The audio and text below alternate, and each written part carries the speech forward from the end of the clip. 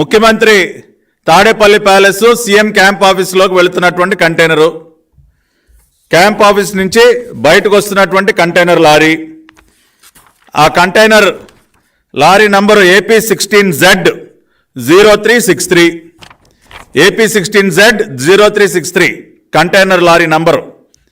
ఇది నిన్న ముఖ్యమంత్రి క్యాంప్ ఆఫీస్లోకి వెళ్ళి బయటకు వచ్చింది. అందరూ సాధారణంగా ఇప్పుడు చంద్రబాబు నాయుడు గారు ముఖ్యమంత్రిగా ఉన్నప్పుడు కానివ్వండి, అంతకు ముందు కానీ సీఎం నివాసంలోకి లేదా సీఎం క్యాంప్ ఆఫీసుల్లోకి కంటైనర్లు వెళ్ళటం ఎప్పుడన్నా చూసారా మీరు?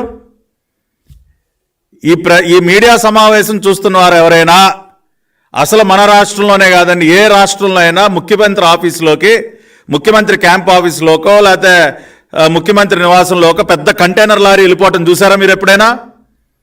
కానీ జగనన్న గారి కొంపలోకి వెళ్ళింది నిన్న, తాడేపల్లి కొంపలోకి నిన్న పెద్ద కంటైనర్ వెళ్ళింది. అందుకనే అదొక పెద్ద చర్చనీయాంశం అయింది. దేనికి వెళ్ళింది ఈ కంటైనర్, ఏమి లోడ్ చేసుకుని బయటకు వచ్చింది అన్న వ్యవహారం పైన తీవ్రమైనటువంటి చర్చ జరుగుతోంది. ఈ చర్చ ఇలా జరుగుతూ ఉంటే ఇందాకనే బులుగు మీడియాలో ఈ వైసీపీ బులుగు బ్యాచ్ దాన్ని కవరప్ చేయటం మొదలెట్టారు.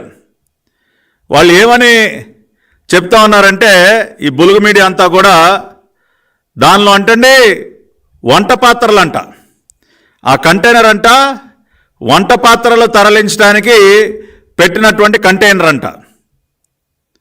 ముఖ్యమంత్రి గారి బస్సు యాత్రకు సంబంధించి, జగన్ రెడ్డి బస్సు యాత్రకు సంబంధించి వంట యాత్రలు దానిలో నుంచి తరలించడానికి అదొక మొబైల్ కిచెన్గా వాళ్ళు ఏం చెప్తా ఉన్నారు, సీఎం క్యాంప్ ఆఫీస్ ప్రాంగణం కంటైనర్పై విష ప్రచారం, జగన్ బస్సు యాత్ర కోసం ప్యాంట్రీతో కూడిన కంటైనర్, బస్సు యాత్రలో జగన్కు భోజనాలు సిద్ధం చేసే కంటైనర్, కిచెన్ కంటైనర్పై మీడియా రోతరాతలు, తప్పుడు కథనాలతో ఎల్లో మీడియా ప్రచారం.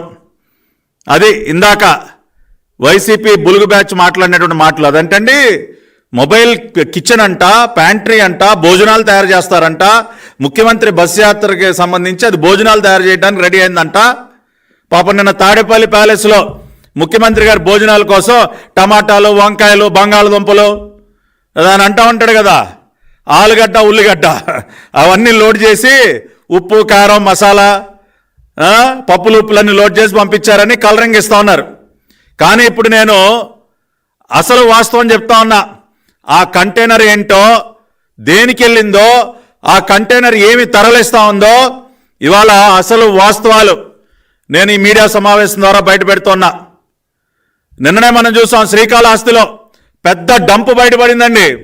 53 రకాల వస్తువులతో పెద్ద డంపు, చేతి వాచీలంట, కుక్కర్లంట, స్టవ్లంట, మిక్సీలంట, ఏది పంచడానికి రేపు ఎలక్షన్లలో పంచడానికి మొత్తం పోగేసి పెట్టారు పెద్ద గోడౌన్లో. అవి బయటపడిన తర్వాత లోకేష్ బాబు ఒక మాట అన్నారు, ఇలాంటి డంపులే కాదండి, కరెన్సీ కట్టలతో కూడా డంపులు ఉన్నాయి, రాష్ట్ర వ్యాప్తంగా కరెన్సీ కట్టలతో కూడా డంపులు పెట్టుంటారు, దయచేసి వాటి వైపు కూడా ఒక కన్నేయండి అని చెప్పి ఎలక్షన్ కమిషన్ కోరారు మా పార్టీ జాతీయ ప్రధాన కార్యదర్శి నారా లోకేష్ గారు. రేపు ఎన్నికల్లో ఓటమి తప్పదని అనేక ప్రలోభాలు గురి చేయడానికి ఓటర్లని ఇలాంటి డంపులు రెడీ చేస్తూ ఉన్నాడు. కరెన్సీ కట్టల డంపులు, ఇదిగో నిన్న శ్రీకాళహస్తిలో దొరికినట్టు వివిధ రకాలైనటువంటి గిఫ్ట్లతో కూడినటువంటి డంపులు.